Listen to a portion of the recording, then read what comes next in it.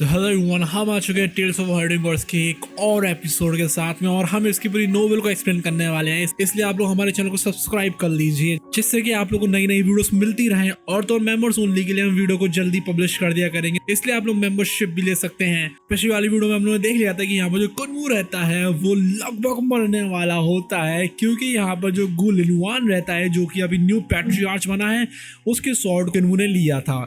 अब देखते हैं हम लोग आगे। तो जो गुलुनियान रहता है वो आ चुका था वो कुनमू को निपटाने के लिए, लेकिन जिससे पहले वो ऐड कर पाता चांसलर बाशान बीच में आ जाते हैं और कहते हैं या तो तू यहाँ से निकल ले या तेरे को मैं काट दूंगा। तो जो ग्रैंड चांसलर रहते हैं उनको तो पता थी ये बात कि वो बादशाह का सामना तो नहीं कर सकते हैं। बंदे ने अकेले जाकर लिनॉन गोल्डन पैलेस को हिला डाला था, इसलिए वो कहते हैं ठीक है निकल लो यहाँ से, हम कुछ नहीं करने वाले हैं तुम्हें, ठीक है। कुनमू यहाँ पर फिर उसके बाद वापस आ जाता है जहां पर कि उसका एक न्यू विजिटर वेट कर रहा था जो कि थे इटर्नल पीस इंपेरियल प्रिसेप्टर। तो जो हवा रहती है कोर्ट के अंदर वो भरी हुई थी अलग ही तरीके की ठंडक से, और वहां पर एक अलग ही तरीके की पावर थी जो कि कोई महसूस कर सकता था। जो कुनमू था वो बन चुका था हेवनली सैंड कल्ट का यंग सैक्रेड कल्ट मास्टर, इसलिए यहाँ पर वो सबसे बढ़िया गेस्ट था उन लोगों के लिए। इटर्नल इंपेरियल परसेप्टर जो कि एक ऐसा बंदा है जिसने कि अकेले ही पूरे एम्पायर को शेप करा था, इसलिए कुनमू के लिए भी उनसे मिलना एक बड़ी बात थी। कुनमू का जो दिमाग रहता है उसमें उथल पुथल मची हुई थी। वो सिर्फ और सिर्फ कोई एक सोशल कॉल नहीं होने वाली थी, बल्कि एक लिविंग लेजेंड के साथ में वो बात करने वाला था। एक ऐसा मैन जिसको कि रेवोल्यूशनरी रिफॉर्म्स के लिए जाना जाता है, लेकिन फिर भी यहाँ पर वो बंदा बहुत ज्यादा रूथलेस है और वो अपने दुश्मन को बहुत ही शानदार तरीके से निपटा डालता है। तो जो इंपेरियल परसेप्टर रहते हैं वो बिल्कुल ऑर्डिनरी लुकिंग मैन थे जिनकी आंखें रहती हैं वो चमक रही थी एक अलग ही तरीके की विजडम से, जैसे मान के उन्होंने काफी कुछ देखा हो। तो सीधी सीधी बात पर आते हैं, वो रिवील करते हैं कुनमू के सीक्रेट को। जो इंपेरियल अकेडमिशियन रहता है वो लीडर भी था फॉरबिडन हेवनली सैंड कल्ट का, जो कि कुनमू हैगा। तो वो कुनमू से कहते हैं तुम लोग को सरप्राइज लग रहे थे इस टाइम पे तुमने मुझे देखा था। अब जो कुनमू रहता है कभी पीछे तो हटता नहीं है रिप्लाई करने से, इसलिए वो ब्रूटल हॉनेस्टी के साथ में रिप्लाई करता है और एक्सप्लेन करता है कि इंपेरियल प्रिसेप्टर अगर उसको मारना चाहते हैं तो पैनिक करना तो बेकार है ना, आप तो वैसे ही झटके में मार डालोगे। उससे भी इम्पोर्टेंट बात तो ये है कि उसकी जो जिंदगी रहती है वो इतनी ज्यादा कीमती नहीं है कि मेरा जो कल्ट रहता है वो रिबेलियन कर देगा यहाँ पर, इसलिए प्रीसेप्टर के पास कोई भी वजह होगी नहीं मुझे मानने की। इसके आंसर को सुनकर प्रीसेप्टर खुश हो जाते हैं और वो कहते हैं कि जो हेवनली सैंड कल्ट है वो रिवेल क्यों नहीं करेगा जिस टाइम पे दुनिया पूरी उथल फुथल में आ जाएगी। कुनमू एक स्टनिंग आंसर देता है और कहता है कि जो करंट इटर्नल पीस एम्पायर रहता है वो एक बहुत बड़ा हेवनली सैंड कल्ट है। उनकी जो फिलॉसफीज रहती हैं वो एजुकेशन देती हैं हर तरीके की, पुराने बैरियर्स को तोड़ देती हैं और कंप्लीटली अलाइन करती है नए वालों के साथ में।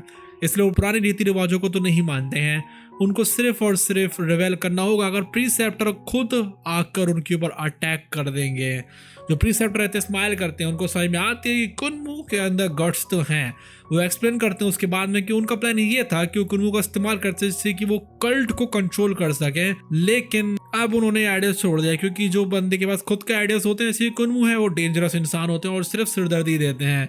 कुनमू जो रहता है उसके में आ जाती है कि यहाँ पर प्रीसेप्टर क्या सोच रहे हैं, इसलिए वो पूछते हैं कि जो एम्पायर की किस्मत है उसके बारे में आप क्या कहना चाहोगे, और तो जो और भी पावर्स है उनके बारे में जैसे कि डाउ सेक्ट है, ग्रेट थंडर क्लैप मोनास्ट्री है। वो कहते हैं कि वो सिर्फ उन लोगों को टॉर्ट करेंगे जो कि खुद अपनी दम पर खड़े होने में कामयाब नहीं हो पाते हैं, लेकिन अगर वो कामयाब होगा वो सारी चीजों का इस्तेमाल करेंगे जो कि उनकी पावर में है उनको खल्लास करने के लिए। मतलब बंदा साफ साफ ये कह रहा है अगर वो लोग कमजोर रहे तो मैं उनको छोड़ दूंगा, अगर वो ताकतवर बने तो मैं उनको खत्म कर दूंगा। मैसेज क्लियर था, कोई भी थ्रेट जो होगा ना उनकी नजरों में जो आएगा उसको एलिमिनेट कर देंगे। जो कुनमू रहता है लेकिन उसको अभी भी कोई फर्क नहीं पड़ता है, उसको अभी भी लगता है कि प्रीसेप्टर क्या चाहते हैं। प्रीसेप्टर अपना सिर्फ सिर पर हिलाते हैं और कहते हैं कि उसके ऊपर मत देखो जो कि मैंने कहा है, तुम उसके ऊपर देखो जो कि मैं करता हूँ। मेरी जो फिलॉसफी रहती है वही मेरे एक्शंस में है। फाइनली कुनमू को सारी की सारी चीजें समझ में आ जाती हैं और वो इंपेरियल प्रीसेप्टर को सपोर्ट करता है कि हाँ जो रिबेलियन है वो आने वाला है। वो उनसे एक प्रॉमिस के लिए पूछता है कि हमारे कल्ट को आप बचाएंगे अगर यहाँ पर किस तरीके की फाइट हो जाती है।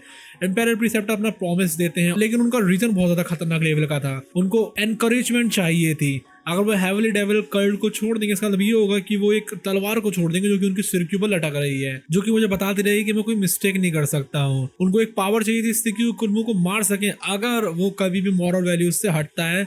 उसका वो डाव हार्ट रहता है वो कभी भी इधर उधर होता है। और इसलिए जो कल्ट रहता है अगर कुछ भी यहाँ पर होता है वो कभी तबाह होते हैं तो वो कल्ट के ऊपर रिलाई करेंगे, इसलिए वो कल्ट को बचाएंगे। इस चीज के बाद में इंपीरियल प्रीसेप्टर थोड़ा दूर को चले जाते हैं, कुनमू तब पे स्टंट रह जाता है। एक सिंगल थॉट जो रहती है वो उसके माइंड में आती है कि जो इटर्नल इंपीरियल प्रीसेप्टर है वो कोई ह्यूमन नहीं है, वो एक सेंट है जो कि फोर्स होती है प्योर अनवेवरिंग आइडियलिज्म की, जिसके अंदर कोई भी ह्यूमन सेल्फिशनेस नहीं होती है। अब जैसे प्रीसेप्टर वहां जा रहे थे वो अपने आप से फुसफुसाकर कहते हैं कि जो कुनमू है उसमें उनको खुद की छवि देखने के लिए मिलती है। कुनमू को पता थी ये बात कि अगर उसने इस तरीके की थ्रेट को फेस करा तो उसका बहुत बुरा हाल हो सकता है, इसलिए वो फोकस करता है कि उसको अपनी जल्दी से जल्दी टेक्निक्स को और पावर को बढ़ाना पड़ेगा और यूनिटी टेक्निक तक ले जाना पड़ेगा। जो टेरिफाइंग प्रेजेंस थी इंपीरियल प्रीसेप्टर की वो अब उसका एक अल्टीमेट मोटिवेशन बन चुका था। उसको स्ट्रांग होना था जिससे खुद की विशेष को पूरा कर सके, जिससे कि उसकी स्वॉर्ड इतना पावरफुल हो सके कि अगर वो स्वयं कभी भी खत्म होता है तो वो खुद से हमला कर सके दुश्मन के ऊपर। जो बात हुई थी इटर्नल पीस इंपीरियल प्रीसेप्टर के साथ में उसकी वजह से कुनमू को ज्यादा शौक रह गया था। उसने उसके दिमाग को पूरी तरीके से बदल डाला था।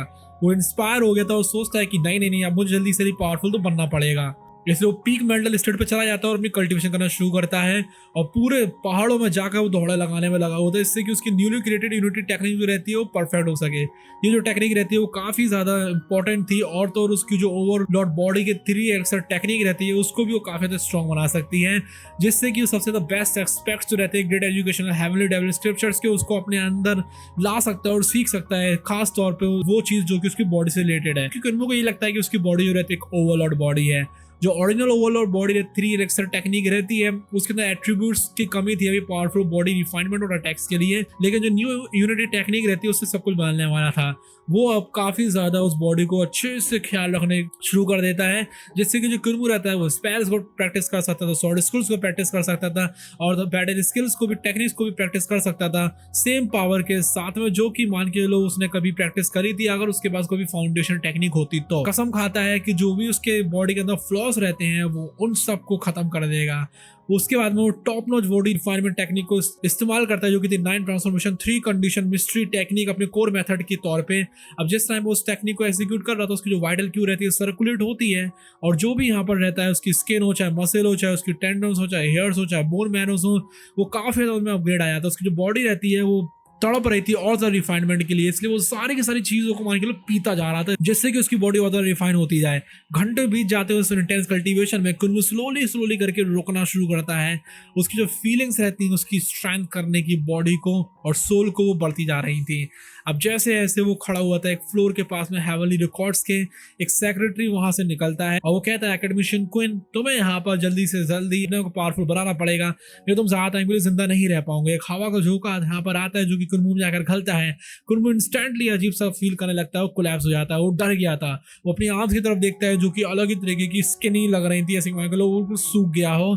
जो स्किन रहती है उसकी चीक बोन से लटकने में लगी हुई थी। उसके जो कपड़े रहते हैं जो कि काफी ज्यादा अच्छे थे कभी, लेकिन अब लूज हो रहे थे। सिर्फ 4 घंटों के अंदर उसकी जो बॉडी रहती है पूरी तरीके से बर्नट आउट हो गई थी, उसकी एनर्जी एग्जॉस्ट हो गई थी और वो एक मैन बन गया था जैसे कि मान के चलो वो एकदम लकड़ी का बना हुआ बिल्कुल कमजोर सा हो गया था। कुनमू कहता है क्रैप ये क्या कर लिया मैंने। उसको रियलाइज होती है कि जो फेडरल फ्लोर रहता है उसकी ब्रिलियंट न्यू टेक्निक वो ये था कि कल्टीवेशन स्पीड को ज्यादा ही फास्ट है और जो रिफाइनमेंट प्रोसेस रहती है वो कंज्यूम कर रही है उसकी बॉडी के अंदर जो एनर्जी रहती है उसको एक अलग ही रेट के साथ में।